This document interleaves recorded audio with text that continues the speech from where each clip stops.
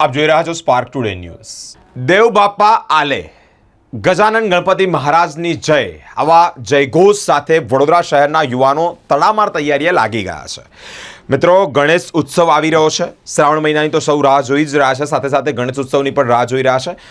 અલગ અલગ વિસ્તારોમાં ગણેશ ઉત્સવ અંતર્ગત ગણેશ સ્થાપના થશે, પરંતુ આ જે યુવકોનો ઉત્સાહ, ઉમંગ અને આનંદ જોઈએ તો સાચા અર્થમાં લાગી રહ્યું છે કે અહીંયા ગણેશ ઉત્સવ અલગ જ રીતે ઉજવાતો હશે। મિત્રો, કાલુપુરા સાર્વજનિક યુવક મંડળના યુવકો ભેગા થયા છે અને ભેગા થઈને દર વર્ષે જે પ્રમાણે આયોજન ભવ્યાતિત ભવ્ય આયોજન કરે છે તે જ પ્રમાણેનું આ વખતે આયોજન કરવામાં આવ્યું છે। ગણેશ મહોત્સવને લઈને જ્યારે આયોજન કરવામાં આવ્યું હોય ત્યારે પાઠ્યપૂજા આ એક વિશેષ મહત્વ રહેલું હશે। પાઠ્યપૂજાનું આ ટ્રોલી અંતર્ગત જ્યારે પૂજન કરતા હોય છે તે પૂજન વેળાએ પણ યુવકોનો ઉત્સાહ, ઉમંગ અને આનંદ શમાતો નથી। તમામ યુવકોએ પાઠ્યપૂજન કર્યું છે અને એ પણ વિશેષ દિવસે કર્યું છે। મિત્રો, ગઈકાલે ધોધમાર વરસાદ, જળબંબાકાર જેવી પરિસ્થિતિ, પરંતુ ગણેશજીની જે સાચા અર્થમાં ભક્તિ કરવાની, સાચા અર્થમાં ગણેશજીને રાજી કરવાની આ યુવકોમાં એક તાણ જોવા મળી રહ્યું છે। તે આવા ધોધમાર વરસાદમાં પણ પાઠ્યપૂજન કર્યું છે અને પાઠ્યપૂજન કરી અને જે જગ્યાએ ગણેશજીની મૂર્તિ બેસાડવામાં આવે ત્યાં જ ટ્રોલી સહી સલામત રીતે લઈ ગયા છે। ધોધમાર વરસાદની અંદર આ એક કઠિન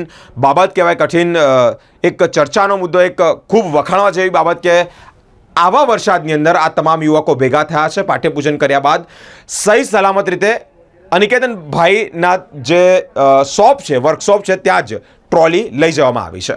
આવો સાંભળીએ સામાજિક કાર્યકર્તા શું કહી રહ્યા છે। જય ગણેશ મિત્રો, આજે શ્રી ગણપતિ બાપાની ગણેશ ચોથ હતી અને આજે કાળુપુરા સાર્વજનિક યુવક મંડળે નક્કી કર્યું હતું કે પાઠ્યપૂજન, જે આપણી સંસ્કૃતિ પરંપરા પ્રમાણે પાઠ્યપૂજન કરવામાં આવે છે, એ ટ્રોલીનું આપણે પાઠપૂજન કરવામાં આવે છે, જેના પર ગણપતિને બિરાજમાન કરવામાં આવે છે, જેનું એક ખાસ મુહૂર્ત નક્કી કરેલું હોય છે, જે આજે ગણેશ ચોથે નક્કી કરેલું।